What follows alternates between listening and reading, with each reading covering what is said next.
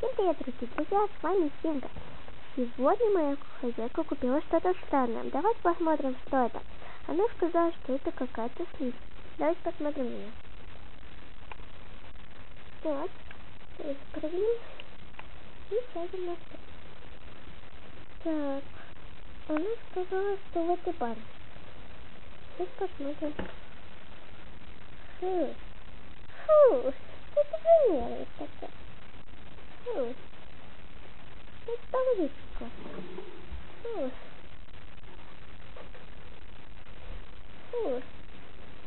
Что это? Фу. Фу. Что это такое? Не пойму ничего. Фу. Это за штука такая?